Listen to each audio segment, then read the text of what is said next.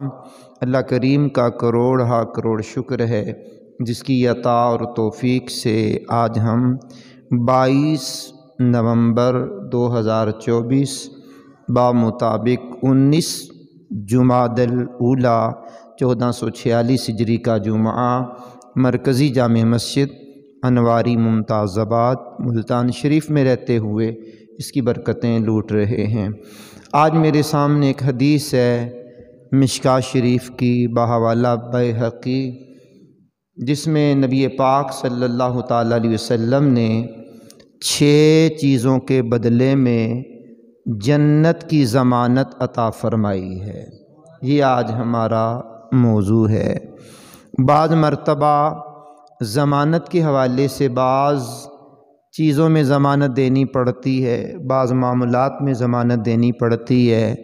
سودا ہو رہا ہو تو کوئی ضامن مقرر کرنا پڑتا ہے، نکاح ہو رہا ہو تو تب بھی ضمانت تو دینی پڑتی گواہوں کی صورت میں۔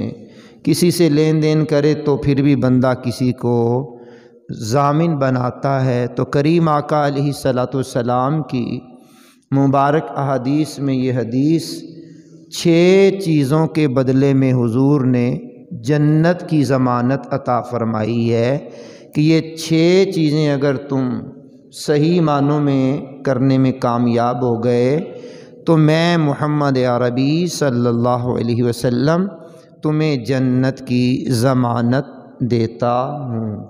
آئیے کریم آقا علیہ السلام کے صحابی حضرت عبادہ بن صامت رضی اللہ تعالیٰ عنہ روایت فرماتے ہیں کہ نبی پاک علیہ الصلوۃ والسلام نے ارشاد فرمایا، تم لوگ میرے لیے اپنی ذات سے 6 چیزوں کے ضامن بن جاؤ، یعنی 6 چیزوں کی ضمانت دے دو تو میں تم لوگوں کے لیے جنت کا ضامن بن جاؤں گا، یعنی میں تمہیں گارنٹی دوں گا کہ تم جنت میں ضرور جاؤ گے۔ اللہ اکبر! یہ بہت بڑی ایک بشارت ہے۔ پھر کریم آقا علیہ الصلوۃ والسلام نے ان 6 چیزوں کا ذکر فرمایا۔ پہلے وہ 6 چیزیں آپ سماعت کر لیں، پھر ہم اس کی شرح کی طرف بڑھیں گے۔ کریم آقا علیہ الصلوۃ والسلام نے فرمایا، جب بات کرو تو سچ بولو، یہ پہلی بات ہے۔ دوسری بات ارشاد فرمائی، جب وعدہ کرو تو پورا کرو۔ تیسری بات ارشاد فرمائی، جب تم کسی چیز کے امین بنائے جاؤ، کوئی چیز تمہارے پاس بطور امانت رکھی جائے یا کسی چیز کے امین بنائے جاؤ تو امانت ادا کرو۔ چوتھی بات کریم آقا علیہ السلام نے ارشاد فرمایا اور اپنی شرم گاہوں کی حفاظت کرو۔ پانچویں بات کریم آقا علیہ السلام نے ارشاد فرمائی، اور اپنی نگاہوں کو نیچی رکھو۔ چھٹی اور آخری بات ارشاد فرمایا اور اپنے ہاتھوں کو برائی سے روک کے رکھو۔ اب آپ اس کی طرف توجہ کریں گے۔ صحابی جو عبادہ بن صامت رضی اللہ تعالیٰ عنہ، ان کی کنیت ہے ابو الولید، اور یہ انصار کے قبیلہ بنو سالم کے بہت ہی نامور شخص ہیں۔ اعلان نبوت کے 12ویں سال حج کے موقع پر مینا کی گھاٹی میں مدینے کے 12 شخصوں نے چھپ کر حضور علیہ الصلوۃ والسلام کی حضور صلی اللہ علیہ وسلم کے مقدس ہاتھوں پر بیعت اسلام کی تھی۔ ان میں سے ایک یہ بھی ہیں۔ پھر اعلان نبوت کے 13ویں سال جب اس گھاٹی میں مدینے کے 72 جان نثاروں نے بیعت کی تو یہ اس جماعت میں بھی شامل تھے۔ جنگ بدر اور تمام جہادوں میں یہ مجاہدانہ شان و شوکت کے ساتھ شریک ہوتے ہوئے بہت ہی بہادری کے ساتھ لڑتے رہے اور اعلیٰ درجے کے ہوش مند صاحب علم بھی تھے۔ امیر المؤمنین خلیفۃ المسلمین حضرت عمر بن خطاب رضی اللہ تعالیٰ عنہ نے اپنے دور خلافت میں ملک شام کا ان کو قاضی اور معلم بنایا تھا۔ یہ پہلے حمص میں رہے، پھر فلسطین چلے گئے، 73 سال کی عمر پا کر 34 سنہ ہجری میں بمقام رملہ یا بیت المقدس میں ان کا انتقال پرملال ہوا۔ اب آپ راوی پر کلام کرتے ہوئے محدثین نے ان کے اوصاف کو گنوایا اور ان کے علم و فضل، زہد و تقوی، بہادری اور دیگر اوصاف کو گنوایا۔ اب یہ راوی کہتے ہیں کہ پاک پیغمبر علیہ الصلوۃ والسلام نے جنت کی ضمانت جو دی ہے 6 چیزوں کے بدلے میں عطا فرمائی ہے۔ پہلی چیز یہ ہے کہ سچ بولنا۔ اب آپ غور فرما لیں، اپنی ذات پہ بھی غور کر لیں، میں اپنی ذات پہ بھی غور کر لیتا ہوں کہ سچ ہمارے معاشرے میں کتنا رہ گیا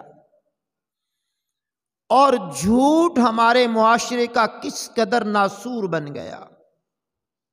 یہاں میں بڑوں کی بات نہیں کر رہا، چھوٹوں کی بات نہیں کر رہا، بزرگوں کی بات نہیں کر رہا، حاجی نمازیوں کی بات نہیں کر رہا، مطلقاً معاشرے میں پایا جانے والا یہ جرم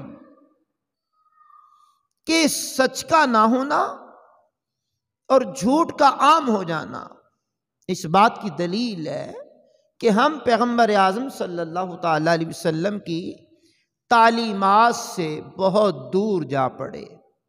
سچ کیا ہے، جھوٹ کیا ہے، ہر بندہ جانتا ہے کہ سچ کیا ہے اور جھوٹ کیا ہے۔ کریم آقا علیہ الصلوۃ والسلام نے ارشاد فرمایا، تم لوگ اپنے لیے اس کو لازم سمجھو کہ سچ ہی بولو گے، کیونکہ سچائی تم کو نیکوکاری کی طرف لے جائے گی اور نیکوکاری تمہیں جنت میں پہنچا دے گی۔ اور آدمی ہمیشہ سچ بولتا رہتا ہے، سچائی ہی کا طلبگار رہتا ہے، تو اللہ کے دربار میں اس کے لیے صدیق کا لقب لکھ دیا جاتا ہے۔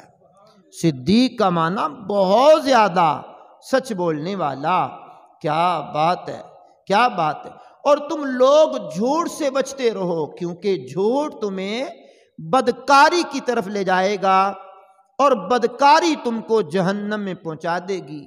اور آدمی لگاتار جھوٹ بولتا رہتا ہے اور جھوٹ ہی کا سہارا لیتا رہتا ہے، یہاں تک کہ وہ اللہ تعالیٰ کی بارگاہ میں کذاب لکھ دیا جاتا ہے۔ جامع ترمذی کی یہ حدیث کا مفہوم آپ کے سامنے میں نے رکھا۔ آپ نے اور میں نے غور کرنا ہے کہ سچ بولنے کی میرے اندر عادت کتنی ہے اور جھوٹ بولنے کی عادت کتنی ہے۔ جھوٹ بولنا اور سچ بولنا اگر برابر برابر ہے تو خامی تو ہے نا، بلے 1% بھی جھوٹ ہے، تو اب وہ جو 50% جھوٹ ہے اور 50% سچ ہے، تو آپ 50 سے سچ کو 51 52 53 کرتے کرتے اس کو 100 تک لے جائیں گے، 100% سچ بولنے کی طرف اپنے آپ کو مائل کریں گے، اپنے آپ کو قائل کریں گے۔ اور یہ جو سچ ہے، معاشرے کے اندر سچے بندے کی عزت بھی کی جاتی ہے۔ یہ جو کہنا نا بھی سچ کو، سچے بندے کی کیا آج قدر ہے، تو یہ قدر والوں کو پتا ہے کیا قدر ہے۔ سچے بندے کا کاروبار بھی زیادہ چلتا ہے، سچے بندے کی دکان بھی زیادہ چلتی ہے، سچے بندے کی معاشرے میں عزت بھی زیادہ ہوتی ہے، سچے بندے کی تعظیم و توقیر بھی لوگ زیادہ کرتے ہیں۔ بھائی یہ سچا بندہ ہے، بھائی بہت سچا بندہ ہے، بھائی یہ سچ بولتا ہے، بھائی یہ سیدھی بات کرتا ہے، بھائی یہ سچ بولتا ہے۔ لیکن سیدھی بات اور سچ کے اندر بھی ایک چیز چھپی ہوتی ہے جو لب و لہجے سے ظاہر ہوتی ہے۔ ہوتا تو سچ ہے لیکن انداز بڑا کڑوا ہوتا ہے۔ اب وہ جو کڑوا انداز ہے وہ سچ کو قبول کرنے کا اندر رکاوٹ بنتا ہے۔ بندہ بول تو سچ رہا ہوتا ہے لیکن انداز اس کا جارحانہ ہوتا ہے، انداز اس کا ترش ہوتا ہے، انداز اس کا تلخ ہوتا ہے۔ تو سچ کو تلخی کے ساتھ بیان کرنے والے کی بات پر عمل کرنا دشوار لوگوں کے لیے ہو جاتا ہے۔ سچ بھی ہو اور انداز بھی شائستہ ہو، نرم انداز ہو، اور پھر آپ سچ ضرور بولیں جناب، اور سچ کا سہارا ضرور لیں جناب، سچ کا ساتھ ضرور دیں جناب، جھوٹ سے بچیں، اور جھوٹ جو ہے وہ جہنم کے راستے پر چلاتا ہے۔ سچ سچ ہوتا ہے، سچ کہا کسی نے، سچ کو آنچ نہیں ہوتی، سچ ایک مرتبہ بولنا پڑتا ہے، یہ محاورہ ہے ہمارے ہاں، اور جھوٹ کئی مرتبہ بولنا پڑتا ہے۔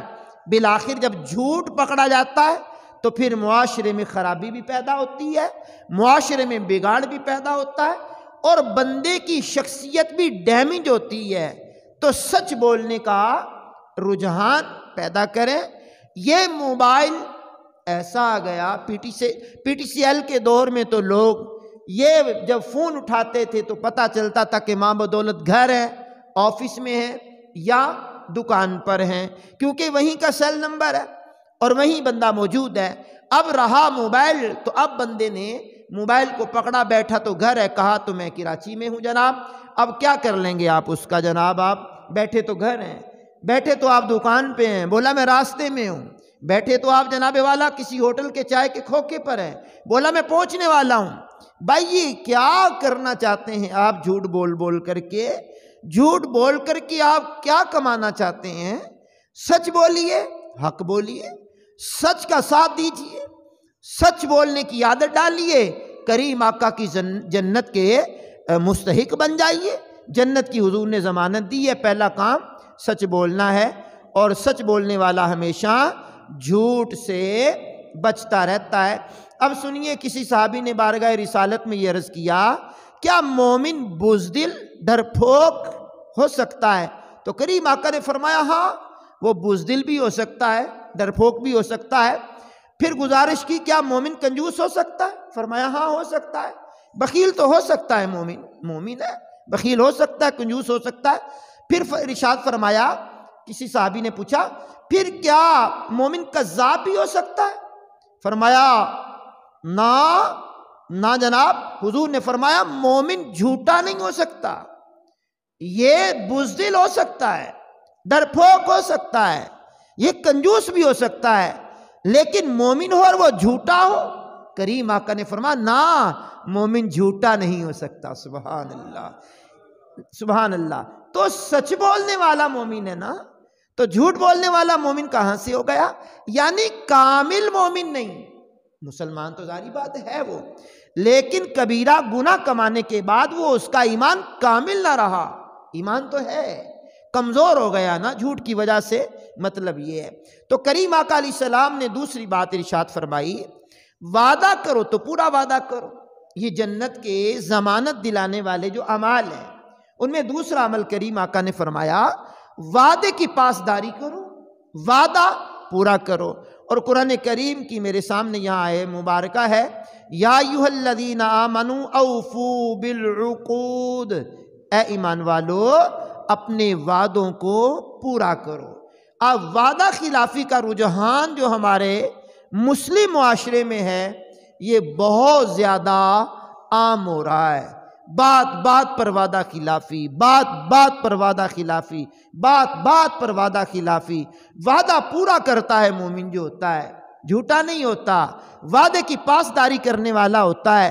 اب جب ہم نے کلمہ طیبہ پڑھا، لا الہ الا اللہ محمد الرسول اللہ صلی اللہ تعالی علیہ وآلہ وسلم، کہ اللہ کے سوا کوئی معبود نہیں، اور محمد صلی اللہ علیہ وسلم اللہ کے رسول ہیں، تو ہم نے اللہ سے وعدہ کیا، مالک ہم تجھے وحدہ لا شریک مانتے ہیں، تیرے پیارے پیغمبر کو تیرا آخری نبی مانتے ہیں، اور پھر اسی وعدے کے ضمن میں ہم نے یہ اقرار بھی کیا ہے مالک کہ ہم تیری کتابوں پر بھی ایمان لے کر کے آئے ہیں، ہم تیرے رسولوں پر بھی ایمان لے کر کے آئے ہیں، ہم تیرے فرشتوں پر بھی ایمان لے کر کے آئے ہیں، ہم اچھی اور بری تقدیر کا خالق بھی تجھے مانتے ہیں، تیری جنت پر بھی یقین رکھتے ہیں، اور تیری جہنم پر بھی یقین رکھتے ہیں، قیامت کے دن اچھے اور برے کا فیصلہ ہوگا، اس پر بھی ہمارا ایمان ہے، اور ہمارا عہد و پیمان تجھ سے ہو چکا ہے، ہم تیری عبادت کریں گے، ہم تیرے آگے جھکیں گے، ہم جبین نیاز جھکائیں گے، ہم یہ وعدہ کر چکے ہیں تیرے محبوب کی اطاعت کریں گے، تیرے محبوب کی فرما برداری کریں گے۔ تو یہ اللہ اور اس کے رسول سے کیے ہوئے وعدے اپنی جگہ پر، تو یہاں جو لوگوں سے وعدہ کیا جاتا ہے اس کی بھی اہمیت کو اجاگر کرنے کے لیے پیغمبر اعظم رسول محتشم شاہ آدم و بنی آدم رسول محتشم صلی اللہ تعالی علیہ وسلم نے ہماری توجہ دلائی ہے۔ کریم آقا رحیم آقا علیہ السلام کی حدیث ہے، مشکات پاک میں موجود ہے، میں ابو داؤد میں بھی موجود ہے۔ کریم آقا نے اعلان نبوت سے پہلے، کریم آقا نے اعلان نبوت سے پہلے ایک شخص سے کوئی سامان خریدا تو اس سے کچھ رقم اس کے ذمے باقی رہ گئی، اور حضور صلی اللہ علیہ وسلم نے وعدہ کر لیا میں یہ رقم تجھ سے لوں گا۔ اس نے کہا آپ یہیں ٹھہرے، میں آتا ہوں، لیکن بالکل وہ بھول گیا۔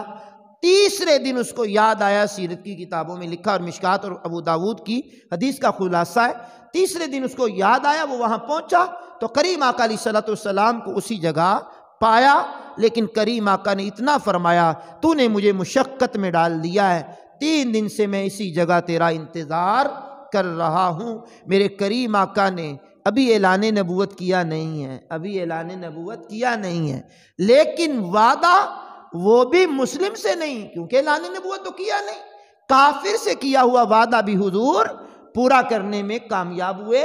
حالانکہ حضور کا وہاں ٹھہرنا رہنا محدثین کے اقوال کے مطابق بڑا مشکل تھا، بڑا مشقت والا کام تھا، جس کا حضور نے اظہار بھی کیا کہ فرمایا تو نے مجھے مشقت میں ڈال دیا ہے، 3 دن ہو گئے میں تیرا انتظار کر رہا ہوں۔ تو یہاں تو جناب بات بات پر وعدہ خلافی کی جاتی ہے۔ آپ جناب آپ مجھے چیک دے دیں، میں آپ کو چیک دے رہا ہوں، آپ جائیے بینک، اکاؤنٹ میں پیسے آپ نکلوا لائیے۔ آپ جناب ماں بدولت نے جمعے کو چیک دیا، ہفتے والے دن بینک بند ہو گئے، اتوار کو ویسے بینک کی چھٹی ہو گئی، پیر والے دن بندہ اپنا ٹائم نکال کر کے گیا بینک میں، اس نے سارے لوازمات پورے کیے، اکاؤنٹ میں پیسے ہی کوئی نہیں ہے، کیا کیا جائے؟ اب جناب والا وہیں کال ملائی تو جناب کا نمبر بھی بند ہے۔ اب چیک دینے والے کو معلوم ہے کہ میرے اکاؤنٹ میں پیسے نہیں ہیں، یا میرے اکاؤنٹ میں فلاں دن پیسے نہیں پہنچیں گے، اس نے وعدہ خلافی کرتے ہوئے چیک لکھ دیا، یہی تو وعدہ خلافی ہے۔ اگر اس نے کسی سے کوئی ایگریمنٹ کیا ہے، وعدہ کیا ہے، اور دل میں اس کے یہ ہے کہ میں ٹھیک وعدہ کر رہا ہوں، پھر کسی مجبوری کے تحت وہ پورا نہ اتر سکا، تو بزرگوں نے، محدثین نے اس کو وعدہ خلافی میں شمار نہیں کیا۔ اب وعدہ کرتے ہوئے بھی اس کو پتا کہ میں پورا تو نہیں اتر سکوں گا، پھر بھی وعدہ کر لیا، تو یہ وعدہ خلافی ہے جناب، اور وعدہ خلافی کرنے والے کو حدیث میں پسند نہیں کیا گیا۔ اور کریم آقا نے تیسری بات ارشاد فرمائی ہے، فرمایا جب کسی کی امانت تمہارے پاس ہو تو کوئی چیز امانت کے طور پر رکھی جائے تو اس میں تم نے خیانت نہیں کرنی۔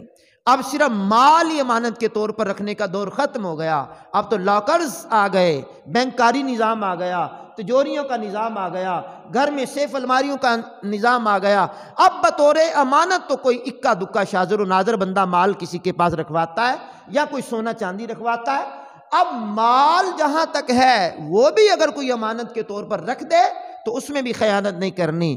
ایک امانت اور ہے، کریم آقا کی ذخیرہ احادیث میں یہ حدیث موجود ہے، مفہوم حدیث پڑھ رہا ہوں، میرے کریم آقا نے فرمایا گفتگو مجلسوں کی امانت ہوتی ہے، 2 بندے بیٹھے یا 3 بیٹھے یا 4 بیٹھے، وہ آپس میں گفتگو کر رہے ہیں اور راز کی بات ہے، اور کہنے والے نے کہا اس کو صیغہ راز میں رکھیے گا، اس بات کو آگے شیئر نہ کیجیے گا، یہ میری امانت ہے۔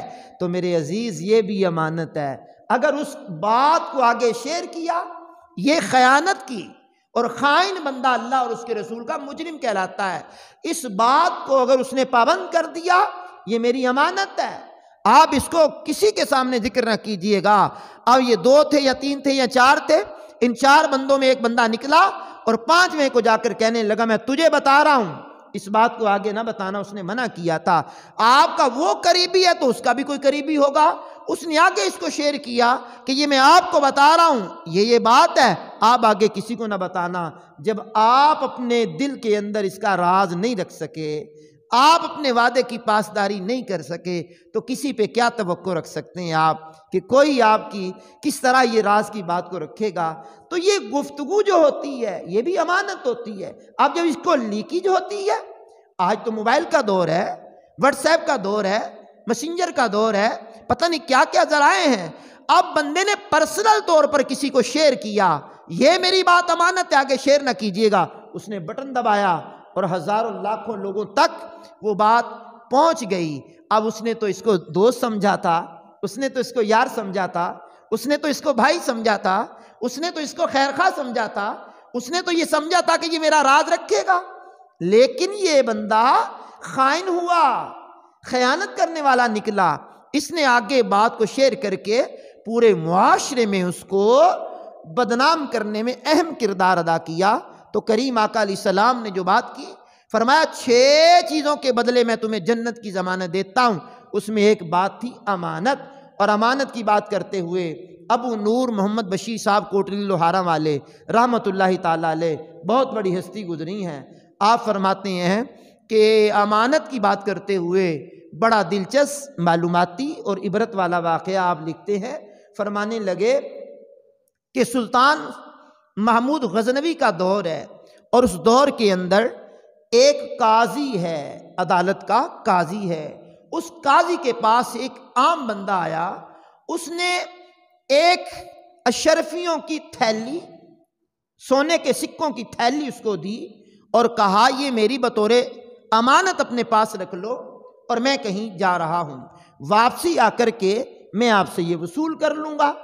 اور ان دنوں میں وہ جو تھیلیاں ہوتی تھی مہر بند ہوتی تھیں، سٹیمپ لگی ہوئی جس طرح ہوتی ہیں نا آج کل چیزیں، وہ مہر لگی ہوئی تھیلی تھی، بند تھی۔ اور جب وہ اپنے کام سے کسی جگہ چلا گیا تو مولانا ابو نور کہتے ہیں کہ پلٹ کر کے جب وہ واپس آیا، وہ قاضی صاحب کے پاس آیا، میری جو سکوں کی تھیلی تھی سونے کی وہ مجھے واپس کی جائے۔ جب اس نے واپس مطالبہ کیا، قاضی نے اٹھا کر کے وہ تھیلی واپس کر دی۔ وہ واپس لے کر کے گھر پہنچا، اس نے تھیلی کھولی تو اس میں سونے کے سکوں کے علاوہ اور سکے تھے، سونا غائب تھا اس میں، اللہ اکبر۔ اب وہ قاضی کے پاس پہنچا، سلطان محمود غزنوی کا دور ہے، وہ قاضی کے پاس پہنچا، جا کر کے کہنے لگا میں نے آپ کے قاضی کو یہ سونے کی تھیلی میں، اس تھیلی میں سونے کے سکے ڈال کے دیے تھے، جب میں ان کے پاس سے یہ لے کر کے گیا ہوں تو سونے کی سکوں کی بجائے کسی اور دھات کے سکے ہیں، سونا نہیں ہے اس میں۔ اس نے قاضی کو طلب کیا، قاضی صاحب یہ دعویٰ کر رہا ہے کہ اس کے سونے کے سکے تھے، اور اب سونے کے سکوں کے علاوہ کوئی اور سکے نکلے ہیں۔ اس نے کہا جی ان سے پوچھا جائے تھیلی کہیں سے پھٹی ہے؟ جی بتائیے تھیلی کہیں سے پھٹی ہے؟ اس نے کہا جی نہیں، تھیلی تو کہیں سے نہیں پھٹی۔ قاضی نے کہا پھر ان سے پوچھئے کہ تھیلی کھلی ہے؟ اس نے کہا جی تھیلی بھی نہیں کھلی، نہ تھیلی پھٹی ہے نہ تھیلی کھلی ہے۔ تو قاضی تھا، چلاک تھا، اس نے کہا جی نہ تھیلی کھلی نہ پھٹی تو سکے میں نے کیسے نکال لیے؟ مجھے کیا پتا اس میں کیا تھا، یہ مجھے یہ تھیلی دے کے گیا اور میں نے منوان واپس لوٹا دی، اور اب یہ مطالبہ کر رہا ہے تو اس کا مطالبہ جھوٹا ہے۔ بادشاہ بڑا چلاک ہوشیار، ابو الحسن خرقانی کا مرید تھا، بزرگوں کے ماننے والا تھا، سلطان محمود غزنوی رحمت اللہ تعالی علیہ۔ آپ نے کہا اچھا چلو کوئی بات نہیں، بات آئی گئی ہو گئی، بات آئی گئی ہو گئی۔ لیکن تنہا قاضی کو مل کر بادشاہ سلطان محمود غزنوی نے کہا قاضی صاحب شک تو مجھے بھی ہے کہ آپ نے گڑبڑ کی ہے۔ اس نے کہا بادشاہ سلامت، آپ زیرک سمجھدار ہوشیار بندے ہیں، تھیلی پھٹی ہے؟ بادشاہ نے کہا بات تو ٹھیک ہے، تھیلی نہیں پھٹی۔ کھلی ہے؟ کہا کھلی نہیں۔ تو بادشاہ سلامت میں نے سکے کیسے نکال لیے؟ بادشاہ نے کہا ٹھیک ہے چلیے کوئی بات نہیں۔ وہ مطالبہ کرنے والا اپنے گھر چلا گیا، بادشاہ پلٹ کر کے اپنے گھر آ گیا، قاضی اپنے گھر چلا گیا۔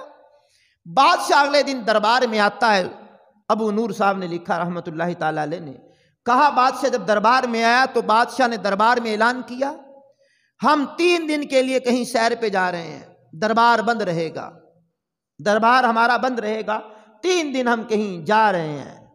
اعلان ہو گیا، جب اختتام دربار ہوا، سارے باہر نکل رہے ہیں، بادشاہ سلامت نے اپنے ہاتھ میں چھری لے کر کے جس مسند پر بیٹھتا تھا اس کو چیر دیا، یعنی وہ قالین کاٹ دیا، دربار بند ہو گیا۔ دربار بند ہوا تو اگلے دن خدام نے آنا تھا، دربار کو کھولا، جب کھولا تو قالین پھٹا ہوا، بادشاہ کی مسند پھٹی ہوئی ہے، کوہرام مچ گیا۔ بادشاہ نے 3 دن کے بعد آنا ہے اور آج 1 دن ہو چکا ہے، تو اس کا کیا کریں؟ بادشاہ تو ایک طوفان کھڑا کر دے گا، بادشاہ کی مسند پھٹ چکی ہے۔ ان میں سے ایک صاحب بولنے لگے، میں ایسے رفوگر کو جانتا ہوں کہ جو یہ پھٹے ہوئے قالین کا ایسا رفو کرے گا جس نے پھاڑا ہے اس کو بھی پتہ نہیں چلے گا۔ اس نے کہا جلدی کرو ان کو بلاؤ۔ وہ رفوگر پورے شہر میں مشہور تھا، اس کا نام تھا احمد رفوگر۔ احمد رفوگر کو بلایا گیا، بلانے کے بعد کہا یہ بادشاہ کی مسند قالین پھٹا ہے، اس کو رفو کر دو گے؟ اس نے کہا اتنی رقم لوں گا اور ایسا کر دوں گا کہ جس نے پھاڑا ہے اس کو بھی نہیں پتا چلے گا۔ اب یہ رعایا تو نہیں جانتی تھی، درباری تو نہیں جانتے تھے کہ بادشاہ نے خود پھاڑا ہے، بادشاہ نے خود اس کو چیرا ہے۔ خیر احمد رفوگر نے وہ کام کیا اور کام کر کے بڑا عمدہ انداز میں اس کو رفو کر دیا۔ جب بادشاہ 3 دن کے بعد آیا، اپنی مسند پہ بیٹھا تو اس نے بیٹھتے ہی کہا یہ قالین رفو کس نے کیا ہے؟ آپ جانیے، آپ سوچئے، آپ غور کیجئے، توجہ دیجئے۔ درباریوں نے کہا کون سا رفو؟ بادشاہ نے کہا چلاک نہ بنو، ہوشیار نہ بنو، یہ قالین میں نے اپنے ہاتھوں سے کاٹا تھا، بتاؤ کس نے رفو کیا ہے؟ اب انہوں نے بتایا احمد رفوگر کا، بلاؤ احمد رفوگر کو۔ احمد رفوگر کو بلایا، بادشاہ نے الگ سے وہ تھیلی احمد رفوگر کو دکھائی۔ آواز کمزوروں والی نہیں آئی بھیا، اب بات کی تہہ تک پہنچیے کہ جب حکمران ایسے تھے کہ جرم کو پکڑنے کے لیے اپنی صلاحیت استعمال کرتے تھے تو مجرم پکڑا جاتا تھا، آج مجرم گھر میں ہوتا ہے، پکڑا نہیں جاتا۔ بادشاہ نے احمد رفوگر کے سامنے تھیلی کی اور کہا اس کو بھی رفو تم نے کیا ہے؟ اس نے کہا جی یہ بھی آپ کے غلام کا ہی کارنامہ ہے، آپ کے قاضی صاحب آئے تھے، سونے کے سکے نکالے تھے، کوئی اور سکے ڈالے تھے، یہ بھی میں نے کام کیا ہے۔ کہا پھر دربار میں آ جانا، کل اس کا فیصلہ ہوگا۔ اگلے دن دربار میں قاضی کو بھی بلایا، احمد رفوگر کو بھی بلایا، اس مدعی کو بھی بلایا، دربار لگا ہوا ہے۔ دربار میں بادشاہ سلطان محمود غزنوی نے پوچھا قاضی صاحب اس بندے کا مطالبہ ہے کہ اس تھیلی سے سونے کے سکے نکال کر کے اور ڈالے گئے ہیں۔ اس نے کہا بادشاہ تھیلی پھٹی ہے، کھلی ہے؟ کہا نہیں۔ تو پھر میں نے سکے کیسے نکال لیے؟ بادشاہ سلامت نے پردے کے پیچھے اس احمد رفوگر کا نام لیا، احمد رفوگر کو بلایا جائے، احمد رفوگر کو بلایا جائے۔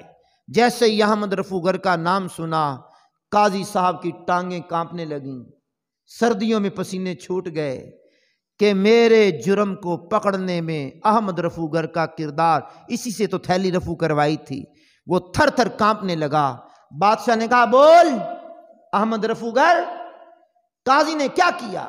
اس نے کہا جی قاضی نے سونے کے سکے نکلوا کر کے فلاں دات کے ڈالے۔ ہاں بھائی قاضی۔ قاضی کا سر جھکا۔ بادشاہ نے کہا دفع ہو جا، میرے دربار سے نکل جا، تو خیانت والا قاضی ہے، امانتدار نہیں ہے۔ اب عدالت سے باہر نکلا، سر جھکا ہوا ہے، راستے میں لوگ تان و تشنیع کر رہے ہیں۔ گھر پہنچا، گھر والوں نے لان تان کی۔ صبح اٹھنے کے لیے رات کو سویا نہ، قاضی نے کھانا کھایا نہ رات کو نیند آئی۔ قاضی رات اپنے اسی کمرے میں تڑپتا رہا۔ صبح کو دروازہ کھلا تو قاضی صاحب کی روح قفس انصری سے پرواز کر گئی۔ سلطان الواعظین مولانا ابو نور بشیر صاحب رحمت اللہ علیہ لکھتے ہیں کہ احمد رفوگر نے گواہی دی تھی، اس قاضی کی جان نکل گئی۔ او اللہ کے بندو، تمہارے گواہ تو کرامن کاتبین ہیں، جو نہ بھولتے ہیں نہ غلطی کرتے ہیں نہ نسیان ہوتا ہے۔ یہ فرشتے اللہ نے 2 بٹھائے کرامن کاتبین، پھر یہ لکھنے والے اعمال نامہ لکھتے ہیں۔ قیامت کے دن وہ نامہ اعمال اللہ کی بارگاہ میں پیش کیا جائے گا۔ تو لوگوں امانت میں خیانت کرنے سے بچو، سچ بولو، وعدہ پورا کرو، امانت میں خیانت نہ کرو۔ چوتھی بات میرے کریم نے فرمائی اپنی شرمگاہوں کی حفاظت کرو، اور پانچویں بات فرمائی نگاہوں کو نیچی رکھو۔ چھٹی بات ارشاد فرمائی اپنے ہاتھوں کو برائی سے روکو۔ یہ 6 کام تم کر لو، پاک پیغمبر نے فرمایا جنت کی ضمانت میں دے دیتا ہوں۔ وہ تو نہایت سستا سودا بیچ رہے ہیں جنت کا، ہم مفلس کیا مول چکائیں، اپنا ہاتھ ہی خالی ہے۔ تو میرے عزیزوں میرے کرم فرماؤ، یہ آج میں نے آپ کو 6 باتیں بتائیں نبی کریم صلی اللہ علیہ وسلم نے، جن کے بارے میں ارشاد فرمایا کہ جو 6 چیزوں کے بدلے چاہے تو مجھ سے جنت وصول کر لے، 6 چیزوں کی امانت مجھے دے دے، ضمانت دے دے تو میں اسے جنت کی ضمانت دیتا ہوں۔ حج کی درخواستیں لینی شروع ہو گئی گورنمنٹ، سبحان اللہ۔ تو حج کی درخواستیں دینے والے جلدی جلدی تیار ہو جائیں، اور یہ 3 دسمبر تک گورنمنٹ آف پاکستان 2025 کی درخواستیں لے رہی ہے جی۔ تو جو درخواست اپنے طور پہ آپ دینا چاہیں سبحان اللہ دیں، ضرور دیں۔ اور حج گروپ، یہ دعوت اسلامی کا شعبہ جو ہے حج و عمرے کا، ان کے ساتھ جانے والے اپنے طور پر درخواستیں ہماری دعوت اسلامی کے ذریعے جمع کروائیں۔ اپنے ہی ہاتھوں سے آپ بینک میں پیسے جمع کرائیں گے، معاملات کریں گے، لیکن دعوت اسلامی اپنے گروپ میں آپ کو شامل کر لے گی۔ 3 تاریخ تک اس کی درخواستیں حج والے لے رہے ہیں، تو آپ بینکوں میں پیسے جمع کروائیں۔ اولین یہ 2 لاکھ روپے لے رہے ہیں، پھر بتدریج یہ پیسے لیں گے، اور جن کے نام نکل آئیں گے پھر لیں گے، پھر اس کے بعد بھی اعلان کریں گے۔ تو یہ بینک کاری نظام جو ہے آپ اس کو سمجھ لیں۔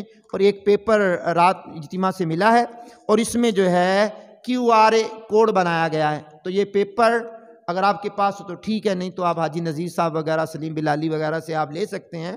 تو یا مجھ سے بھی ایک پیپر ہے، لے لیجئے گا۔ اس کو اپنے موبائل میں سکین کریں گے تو ساری آپ کو معلومات مل جائے گی۔ حج کی درخواستیں دینے والے حج کی درخواستوں پہ توجہ کریں، جن پہ حج فرض ہو چکا ہے وہ اسی سال یعنی 2025 میں حج کرنے کے لیے نیت کرتے ہوئے درخواستیں جمع کروا دیں۔ وآخر دعوانا ان الحمد للہ رب العالمین۔